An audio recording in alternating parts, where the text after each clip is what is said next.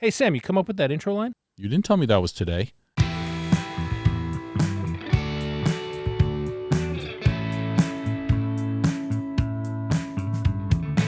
Hello, everybody, and welcome to the Writer's Room with Sam and Jim.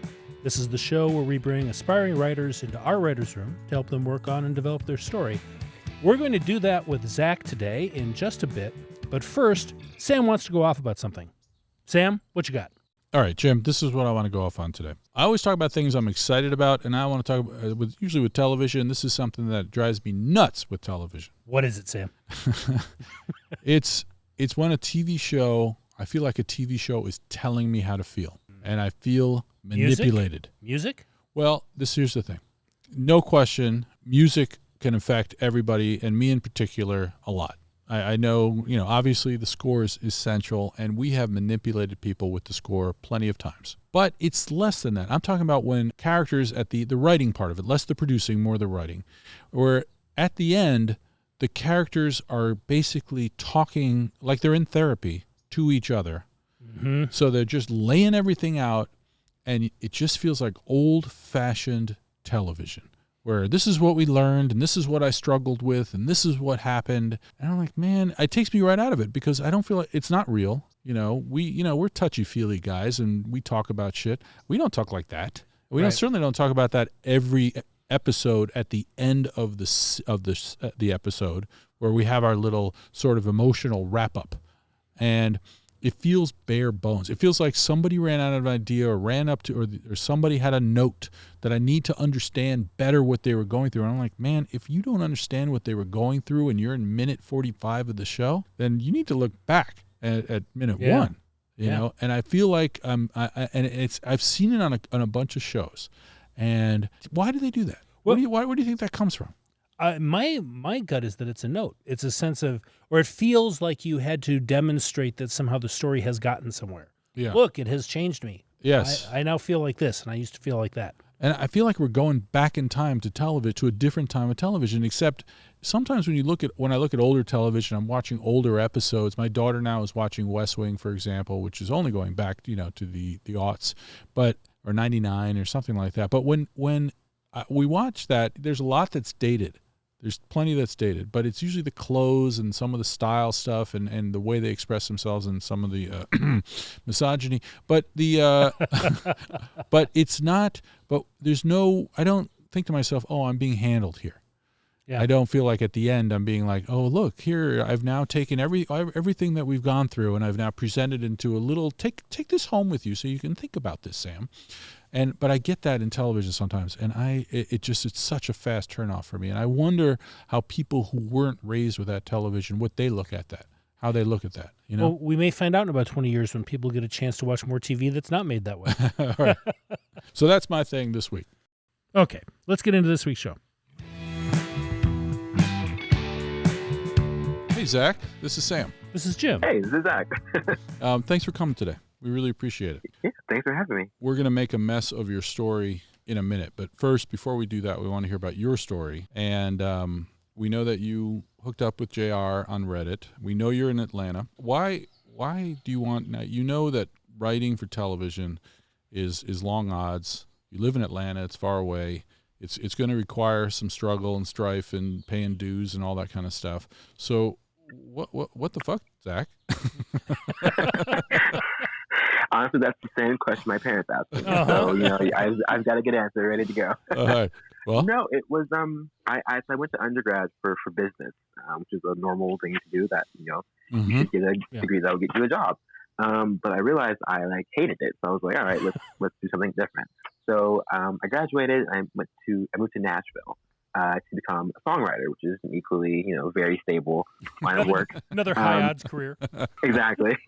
So I moved there in September after I graduated, and 3 months later, I was like, wait, I don't want to do this either. So it was just a weird 4 or 5 months where I didn't have no idea what I wanted to do with my life. I had no idea what I was going to do. I was driving forklifts in a warehouse to pay the bills. Mm-hmm. And I saw Get Out, Jordan Peele's brilliant film, and I was like, well, I've never seen it's funny, but it's scary, but it has deeper meaning, but it's all these different things. I was like, I didn't know you were allowed to do this. Mm-hmm. And so I was like, I'm gonna write a and I wrote one, and it was genuinely terrible. It was awful. But I like fell in love with the process of like writing. It's like, oh, this is it. Right. So then I went to grad school, and I graduated there 2 years ago, and I've kind of just writing ever since. What strikes me is that Zach struggled for 4 or 5 months. That was, that's hard, man. A straight job for 4 or 5 months. And he's like, forget it. I got to go do something. Well, then he ran off to grad school, which is, where Right. writers traditionally shelter themselves from reality. That is true. Exactly. At least he didn't go to law school. That's, right. That's the, no. That's the one. Hey, You're ashamed to waste a law degree instead of just a business degree. No, what I'm saying is, then, look, I'm $200,000 in debt or whatever, and and now I want to start a career where, I'm going to be broke for some stretch of time. Just so you know, Zach, my mother still worries about me and about this career. And when I get a job, she reacts with relief, which, I don't. My wife doesn't. We're fine. We've been doing this a long time, and but she just is relieved.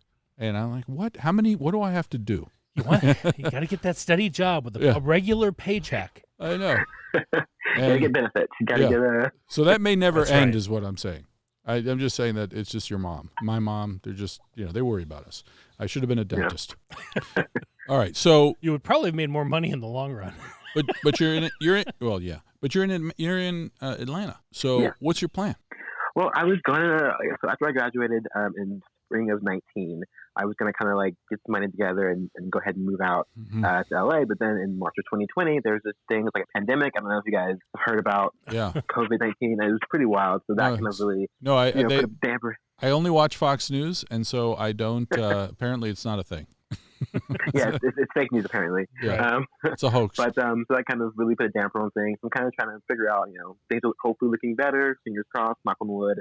So hopefully, like if I could move tomorrow, I would, but I can't. So we're kind of just trying to figure out, the best possible way to.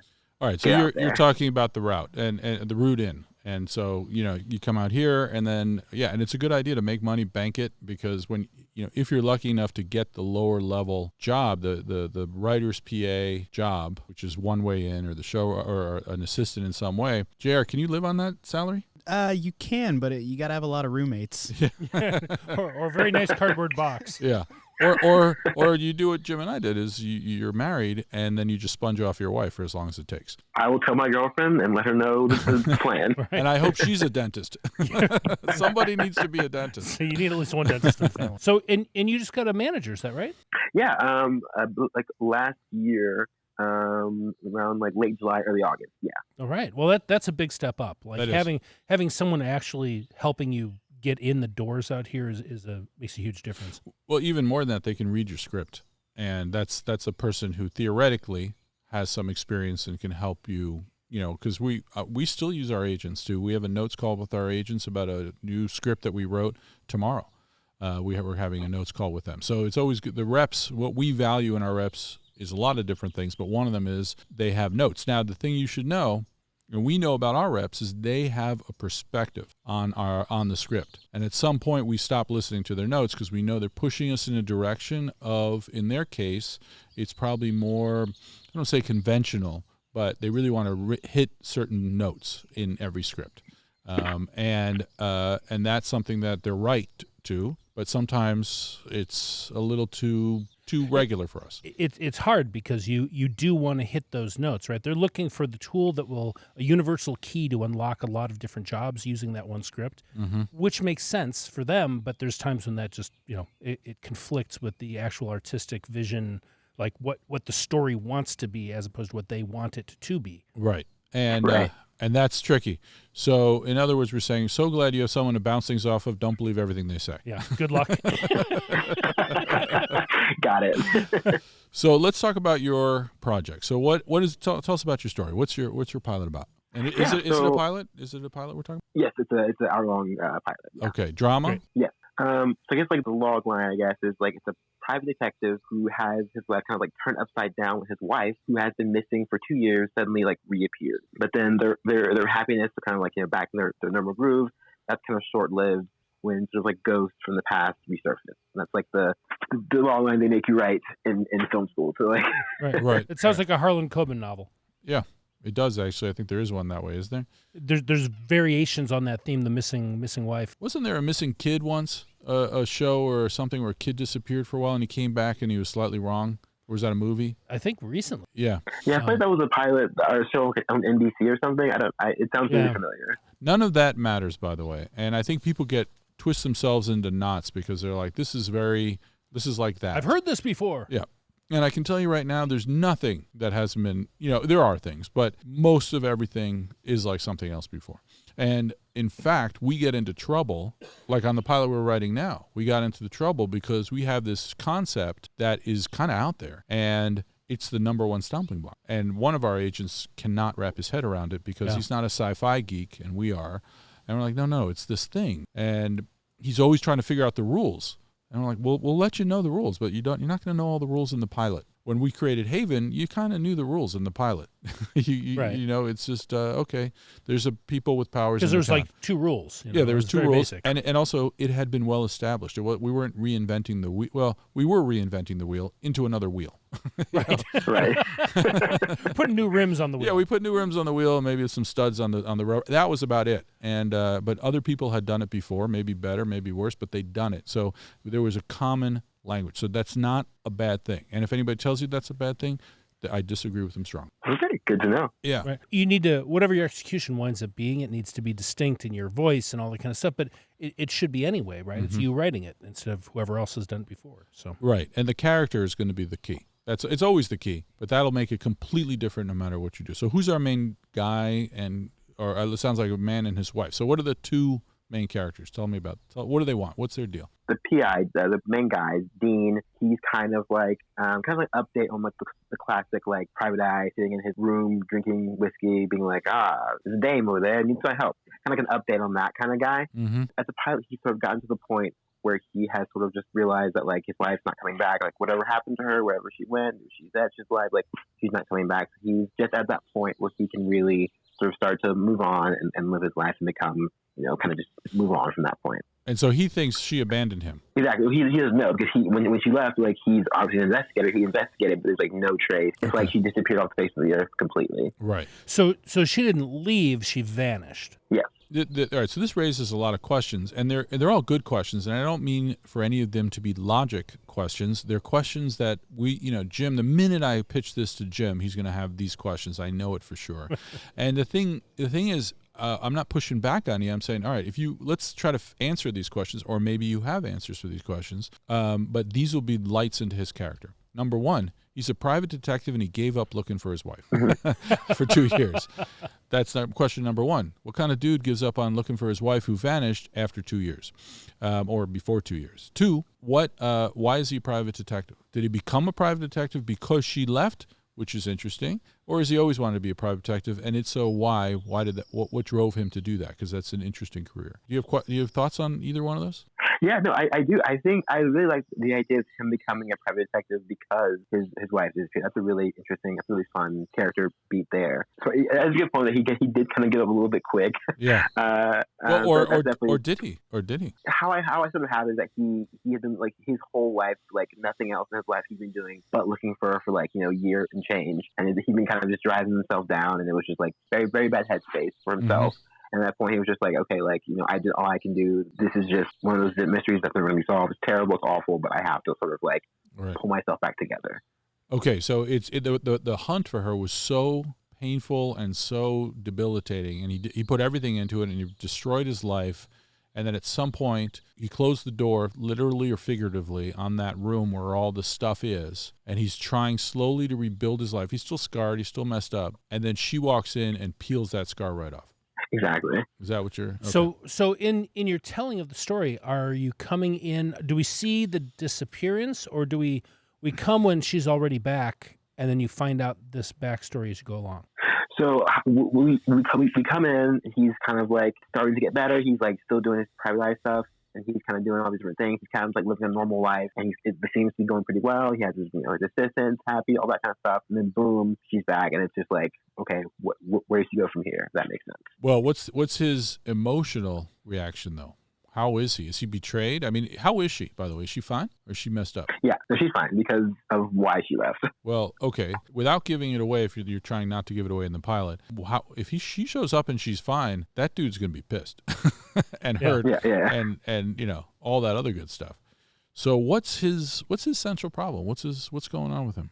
And by the way, before we get into that, let me ask you, is this guy white? He's black. I know you're black.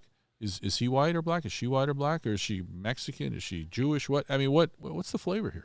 That's interesting. That's always the thing that like I get asked about my characters. I never really know, and I'm kind of just like they're just kind of generally never think about those. It's like very specific to the story. Like they should be black or white. That the third kind of just like amorphous character that will be played by whomever will be willing to play it. If that makes sense. I would say that it probably has less to do with the actor who's going to play it than with the specifics that you find and go to in the character, right? Because like for all, we aspire to a country where these things don't matter, but nonetheless, everyone has a very specific experience based on their ethnicity and how the world treats them because of it. And you're probably passing up some opportunities by not having a clear view of what these characters are like and what their experience has been. Yeah, and I'm not advocating. I don't think Jim is, of course, that you're a black man, you're a black writer, so you must write. That makes no sense. But we want to get some flavor on him, and even if he's a white guy, then I'm not saying white guys are flavorless, though we've certainly known some of those. But we want to find it. We need to find an angle on him, right? We need to find out what he was like before all of this, so that when we know how this incident damaged him, how it expresses himself, and how the world sees him. Right. There's very specific damage to this very specific character by the wife walking out, and now she's back. Right. So that's kind of the foundation, I would think, of everything that's going on for that character. Yeah, and Jim and I rarely identify the race or the ethnicity of the characters. We just don't generally do it unless it's important. But we got into a pretty interesting argument about it on our last thing that we were writing, because this was in the future. It's a sci-fi thing, and I wanted to make the character Muslim, and we named him Khalid, and then I really wanted to get into that, and Jim did not want to get into that. And it was interesting. Jim, you want to talk about why you didn't want to get into that? I didn't want to get into it because for two reasons. One being that I get tired of religious stereotyping in scripts, and we've written a number of things that had some religious element in it in one way or another, and I'm sort of tired of that. And the other thing was that I was aspiring a little bit to a Gene Roddenberry kind of future where people's backgrounds things have gotten more homogenized. Whatever people's roots might have been, they don't necessarily hold the same specifics for those characters.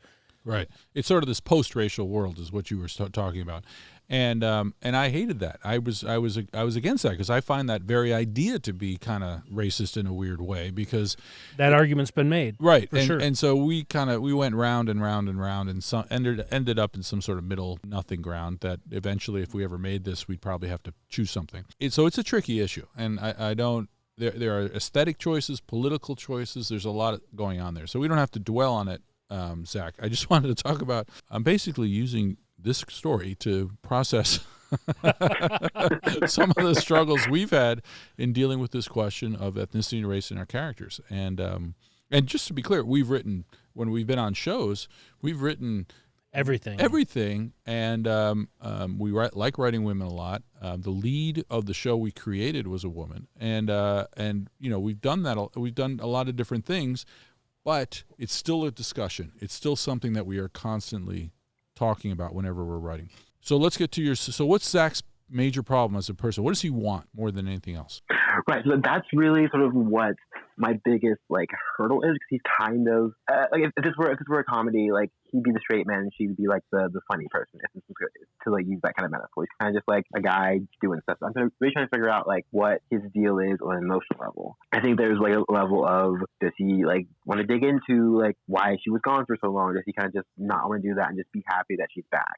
Mm-hmm. That's really just kind of that's honestly the biggest thing I'm having trouble with. So you don't know. Yes, correct. Okay. All right. So that's something that we have to fix right now. We have to, because it's the core. And you're not going to be able to write a story until you know. Otherwise, you'll be doing something called writing from the outside in, which is you're going to come up with a bunch of cool stuff. You'll be driving in traffic and you'll be like, oh, my God. He's walking down the street and a piece of a building falls off. and almost hits him. And he starts wondering, is his wife trying to kill him? And you'll think, that's cool. So this show is about a dude whose wife comes back and maybe she's trying to kill him. Like, oh, that's interesting. And that's all outside though, because then my question would be, why does it matter that she's trying to kill him?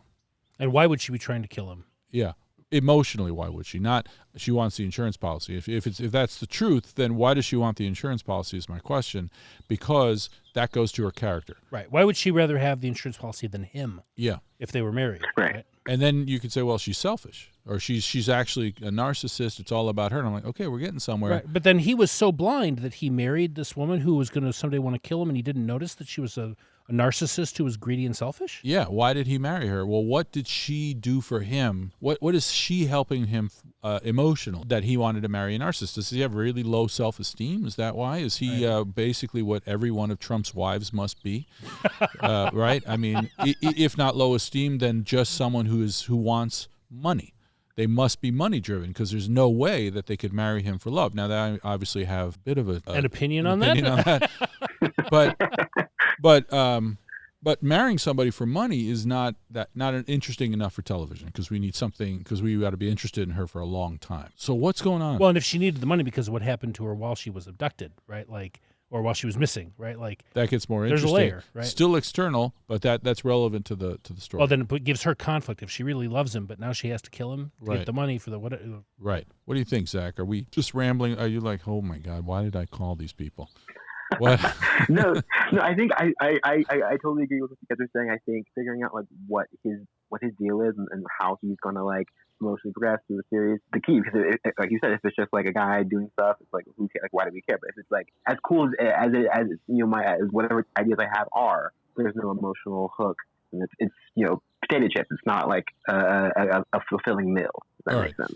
Do you want to reveal what is actually going on here, and we can work backwards from that, or are you trying to keep that secret? Yeah, sure. So the reason that the wife disappeared without trace was because she's actually like this international art thief / smuggler kind of person, and the authorities were like super close to figuring out her identity and where she was, so she basically had to like leave, or she was going to go to jail, and she couldn't like tell him anything because he would go to the cops and turn her in. And through various machinations, she's managed to kind of be able to come back without the authorities knowing that she is indeed back. Does that make sense? Yes. Okay. So did the authorities ever show up talking to the husband about this stuff? No, because how I sort of imagining it is that she has some sort of like code name, but they don't know that it's her. The character's name is Alexa. They know that the code name is like whatever, insert code name here or whatever, but they don't know what her actual identity is. They're super close to finding out. That's why she left, but they did not find out previous to her leaving. What's her name, by the way? What are their names, by the way, so I can address them properly? Yeah, the guy's name is Dean, and the wife's name is Alexa. Alexa. Okay. Just a little thing on Alexa. I follow a guy that I went to high school with his brother. He's on Twitter, and he keeps talking about his time with Alexa during the pandemic, and it's been hilarious. And I've been watching his tweets for 9 months.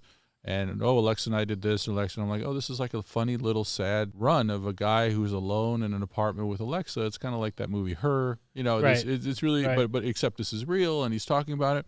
He just took a picture of him getting the vaccine with Alexa, and it's a woman named Alexa. And I manufactured this entire thing. And I like your story better.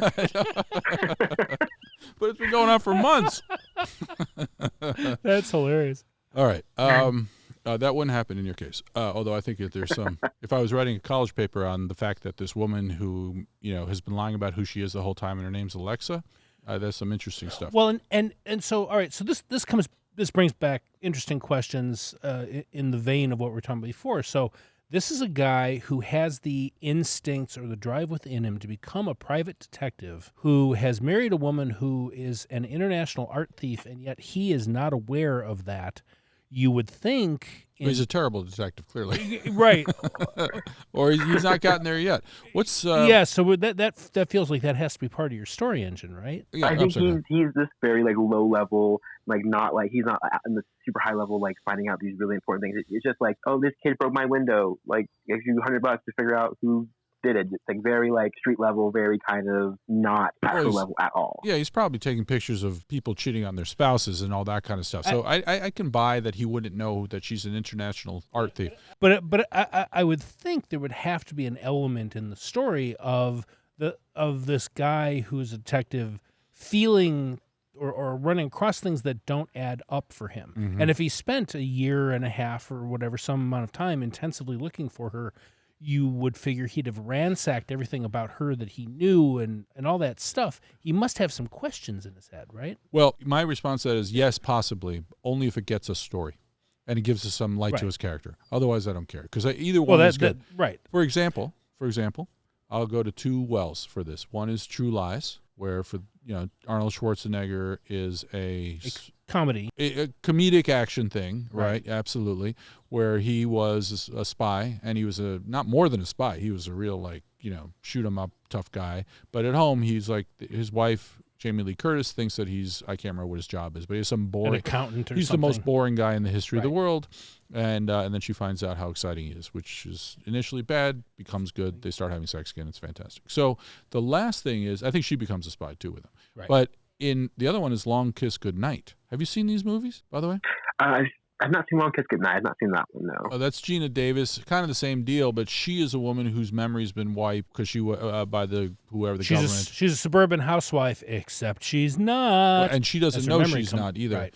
And something triggers her memories. I can't remember what. She gets attacked and something clicks in, or it's starting to come up. And then anyway, she doesn't know what's going on, but she's a suburban mom at the same time. And directed by, was that Rennie Harlan directed that? Might have been. But regardless, it's that idea of you don't know who your spouse is, which I find very interesting. But Jim, I think Jim's trying to protect Dean, the husband, so that he's not a total idiot. No, I'm looking for story. I mean, it seems to me like just in a grounded character, the idea that he has no concept makes him kind of adult.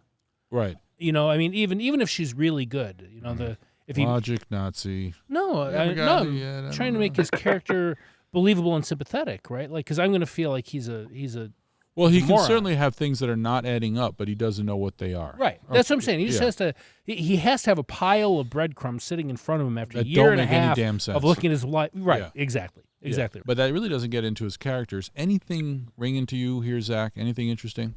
Yeah, I think I really need to focus more on what he was doing and how he was looking for her that year and a half that she was gone. Because as it is now, it's kind of just very quick, he was looking for her, whatever, blah blah blah. But I think that's really the key to figuring out what his deal is. Because if you figure out, was he did he find anything that was suspicious? Did he not? That, I think that year and a half is the key to figuring out who he is now. Right. And beyond the finding out things about her, what did he find out about himself? Because this is a guy who got married to a woman and then she abruptly disappeared on him, which must have brought up all kinds of self-questioning, right? Who is he? Why did she leave me? What did I know about her? What's wrong with me that someone would just abandon me like this? All of that stuff must have left marks on him that now she's back. Yep. And how does that work into this new relationship? There must be anger and resentment and relief and a whole slew of different emotions running through this guy, right? Yeah, absolutely. And I'll answer for you, Zach. But I totally agree with that. And that's the central question. Now I'm going to go to the candy of it, all right? Because we can talk about character all day, and we should, but I'm going to talk about the candy. This is where I do what my job is in the development process with Jim, which is I pitch him a scene. Because I want to understand what's fun about this. And I don't mean fun in the sense of, although this show sounds fun, I don't know what your tone is yet, and we'll talk about that. But I want to talk about what's fun about this central idea. So, because while we're sitting there digging in the character stuff, then we got to put that down for a second and say, what's fun about this? What's cool? And that can be really dark. In Game of Thrones, pilot certainly, but there's a lot of fun stuff that involves killing and battles, orgies and magic, and all that kind of stuff. And fun seems like the wrong word. It's not. It's just intense, and it's the basis of the show. But so there's that thing, right? So in this one, the thing I pitch you is he's moving on with his life. He's going on his first date, right? Mm-hmm. I'm not pitching this to be like an actual scene. This will suck. And, as we've talked about in the episodes, you have to be prepared to suck. And luckily, nobody is more prepared to suck than a TV writer. But that's been in a lot of rooms because you're used to sucking all the time. But here's the thing. He goes on a date, and it's obviously, it's going to be her.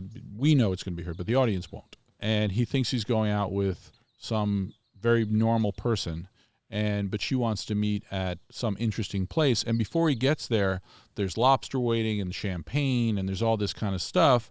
And she sits down, and he's blown away. But not only that, she speaks 3 languages, and she's ordering in French. And it's all this different kind of stuff that I'm trying to get at, which is the woman that he fell in love with, now that she is out of the closet. Oh, she's not out of the closet, though, is she? No. Right. Okay, I blew that. Right. That scene makes no sense. I thought you were going to go someplace else, which is he goes out on the date and he's finally over this. He goes out on the date with the woman. He takes her back to his house, and his wife has returned. That makes more sense. That's fine. Yeah. That's fine. It's like he's finally got to pass the wounded stuff. You see the date where he's talking with the woman, and like his wife's gone and assumed dead for a couple of years, and but it's this heartbreaking thing. But maybe he's playing her a little bit for sympathy and whatever, and he's finally feeling whole enough again to reach out to someone and open his heart again. All right. Well, I'll pitch you a version of that then, which is he goes on the date with a Mary Plain person, and she's lovely and nice and whatever, but she's not his wife. Right. And he destroys the date because he's not over his wife, and he's doing that thing where he's just talking about his wife. Right. And you could just watch on that. Not only are we learning about him. Right. It's great expose in a sort of character-driven way. Right. But he's fighting it. We don't want to do the one where he's just a sad sap. He's like, no, this is great. And he orders some wine, and he's really trying hard, but he keeps talking about his wife. And then by the time he drops the woman off, or they meet it, they go to the cars, or however dating happens in this century.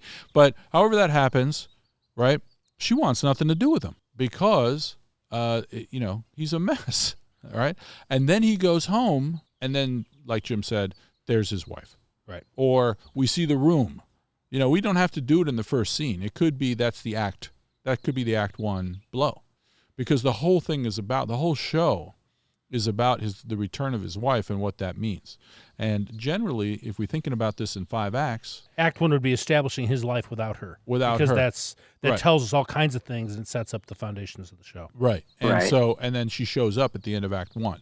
And now you have a challenge though if you do that. Act 1, what is he doing? He's taking pictures through, he's doing whatever barely functional guys who have been PIs for exactly a year and a half and have spent half of that time, or 2 years, and spent half of that time trying to hunt down their wife, and now realize I got to pay the rent, I got to do these shitty jobs because I got to make stuff work. Can you do that for a whole act, Jim? Sounds boring. Maybe we need to bring her back in earlier. And this is the question is, this goes to the engine of the show, right? Which is, it feels like the first idea theater is he winds up looking for an art criminal who turns out to be her, right? That's the cheap version of. But why would he be looking where? I think that goes against Zach's thought, which is no.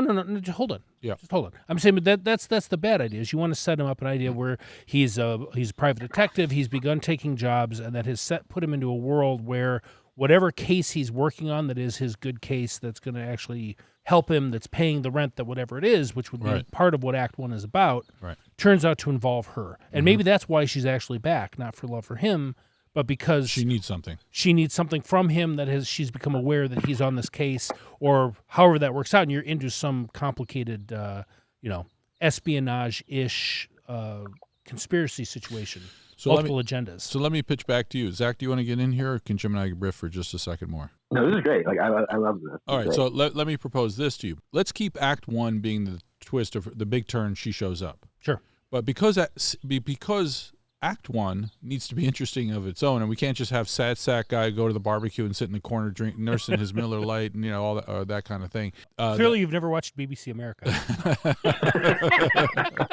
He can do that. He just can't do that for 15 minutes or whatever, right? So, how about the turn? The big turn is somebody calls, or something happens where he starts to understand that there's something else, so that he goes back into that room. That's the big turn, and there's figurative dust on everything. He really is he's gone on this date that he's destroyed. His friends don't want to talk to him anymore. There's only one because whatever it is. Oh, are you saying like their bedroom is where she disappeared from, and like he's left it like the kid's closet where the kid died, and the parents have closed the door and not changed a thing? Like it's still the crime scene that it was 2 years ago, and he's going back into it, and there's like fingerprint dust and shit? Well, that's the version, but I was thinking more it's the murder board room where there's all that kind of stuff around. It could be in their bedroom, but I'm just saying it's everything that he did. That's the first reveal. So in this version, I'm gonna pitch what I just pitched you though, because I've never seen it before, and I think it's fun. The idea that he's maintained the crime scene inside of his house and never touched it, and he goes in there and he walks around as he tries to figure out who she is and what happened, and then maybe the murder board's in the room next door. Wait, yes, you mean the emotional? He hasn't touched that room, right? I think that's great. It's great. a little shrine to her absence. Yeah, that's a filigree, but I like that. That's good. Yeah, it's more than filigree. It's more than that because it's an emotional thing. Yeah, right. But what I'm saying is, over the course of the act, he starts out trying to move on. And then something happened, and he's trying to move on. He still has that bedroom that he won't go into, and you make not a meal of it, but you kind of the room that he just keeps passing that door. He may hesitate, some little tell that there's something behind that room, but he doesn't go in there. And you know what? He's sleeping in like this little shitty room in this house. It doesn't make any sense. Why is he not sleeping in? But right. Or he's sleeping in the living room, and we're not. So he's not moving on, but he's trying to move on, and then something happens. Some other clue happens that causes him to have to open up the murder room. Someone uses her cell phone. Her credit card gets used. Something. He gets a call. All right, there you go. Right. He gets a call from the credit card company, and somebody used her credit card. And now he's like, what? Information, all that. And then he goes into the room, and it's either the bedroom, as Jim just said it, or it's the basement where he has all the old files that he hasn't touched for a few months because he's been trying to move on. And by the way, I just want to say, Jack, this is first idea theater. None of this is meant. We're not pitching that this is the script. We're just trying to demonstrate how we start to get into the character's point of view, but are also mindful that we have to have story turns and there has to be holy shit moments because you want this is not like some little show that you're going to, make in your bedroom and then show your friends twice. This is like someone is going to give you $10 million to make this pilot. Right. Hopefully. Fingers crossed. Yeah. So how's any of this, what do you think, Zach? Any of this landing? Yes. Yeah. This is much better than what I had. I have a tendency when I write to kind of just slow walk things. So I like writing things people just like walk around and talk and just kind of hang out. Mm-hmm. But this is like much more propulsive and like gets to the point a lot quicker for me. And this is great. To ask it, Zach, in thinking about the pilot, where did you see the pilot ending? Right. So this was also a big thing because like the first draft, like the first thing when I wrote it like in December, it ended with her kind of they're moving back together. It's fine. Everything's great. It feels great. And then like this guy who she used to work for like shows up at the house. Is like, "Aha! I have found you. Come work for me again." And then I didn't like that. So like now, what it is, it's the midpoint is her old boss or whatever comes back and is like, "Work for me," and she's like, "No." And then the ending is her like agreeing to go back and kind of back into this life of crime with his permission, with Dean's sign on or not sign on. Like no, Dean still doesn't know.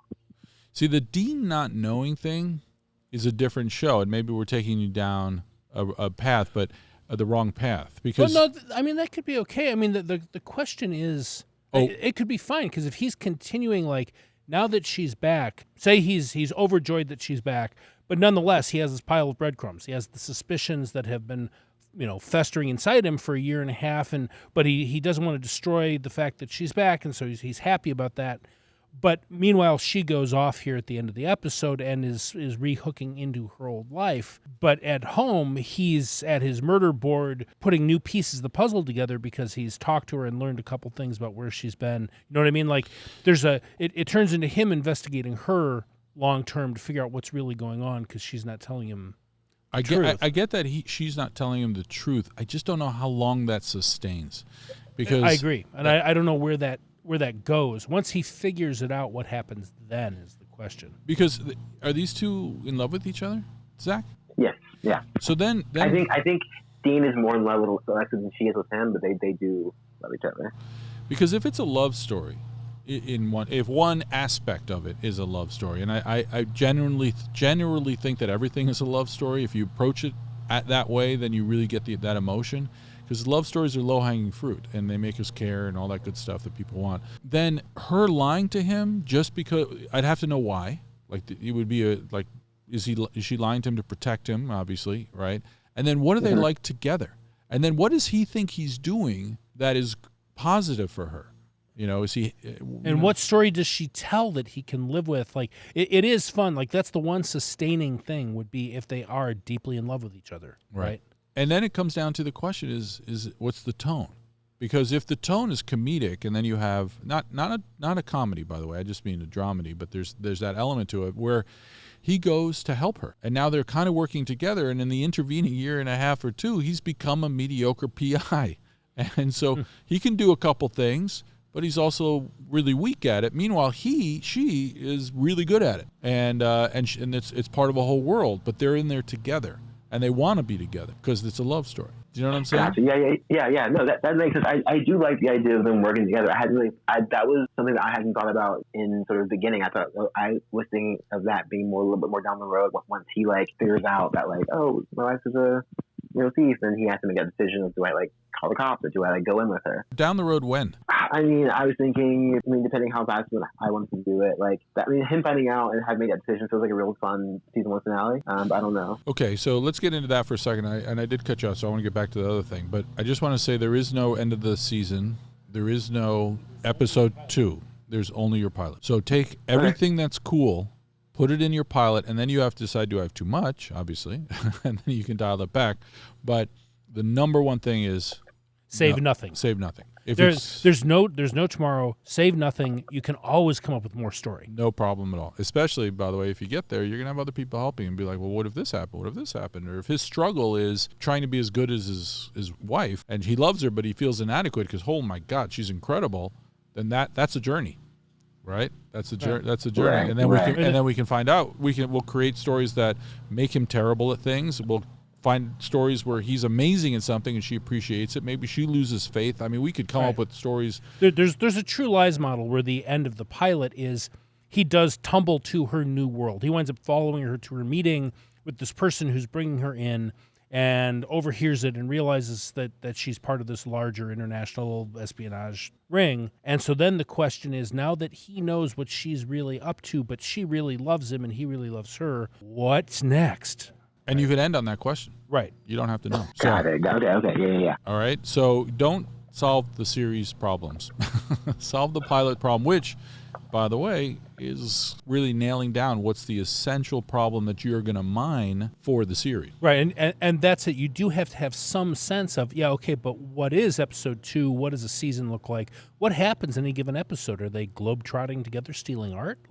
Well, what's the show? Right. Yeah, no, it's a little less serialized, a little more episodic. I think for me, a good example is Burn Notice. Every week, Michael Weston would be like, oh, look, there's a person in Miami that needs to do something, but he would also always trying to figure out who burned them. Right. So there's just, we have the, she has a case, he has a thing, I'm going to go steal the blah, blah, blah painting from such and such. And he's like, I got to go find this guy cheating on his wife.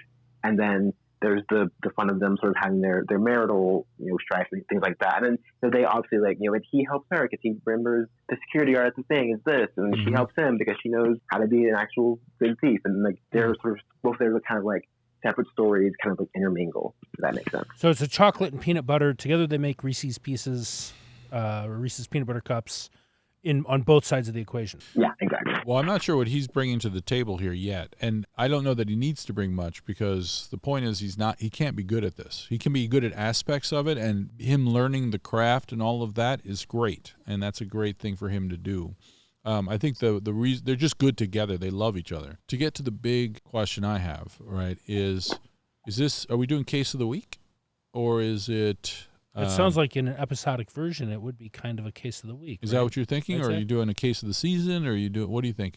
I'm definitely doing more of a case of the week, but there's I would try to introduce the big bad guy who's lurking in the background, and eventually towards the end of the season or whatever, it's okay, we have to defeat the big, Bob or whatever. And the big bad guy is obviously tied to why she disappeared for 2 years, right? Yes. Okay. Right. The thing so then you could find out that whatever tasks every episode that she's doing are actually part of a larger thing that involves big bad guy. It could be, Right, yeah. something Or like she's that. the bad version is she's trying every time she solves a case, she gets either a clue or even just enough money, to do the final big thing that she's got to do Right. to get out of. In some way, it's all connected. It's all connected somehow. Yeah, and then we can have he gets a case to for a cheating spouse, but turns out the cheating spouse is like the son of the big bad guy or something like that. Just something As long as it's not a coincidence. As long as it's not a coincidence, yeah. And she's not telling him everything. There would have to be an organic way that comes up. Like he catches her at lunch with this guy who's the son, right, or whatever. And you know what I'm saying? And it falls into his lap because he met this person through her. Right, exactly, yeah. That's all. That's structures, and that's totally fine. The thing that we need now, I'm crying out for, is specificity. Because when you talk about they have marital problems, I'm like, okay, you can't just say marital problems. You can't even say it. You can say it for 10 minutes when you're just sort of figuring out, but now you have to dial in what is their exact marital conflict. And it can't be that she's a art thief and he is a low-rent PI. It's got to be something emotional that's tied to their relationship. That's what we need now. In old-fashioned network television 10 years ago, you could do that. Even if you go back to Moonlighting, which was on when I was a kid, but it was one of the big, when they were PIs together and all of that, they never delved really into, to me, the deep emotional stuff. It was all banter, and he's this way and she's that way, and they drive each other crazy, but they love each other, and that was enough for that. But now I don't think it's enough. I don't think it'll be the well, that little bit of hurt that you will then drill in and find more and more and more as the series goes. And when you're pitching, like when someone's like, oh, nice script, what happens down the road?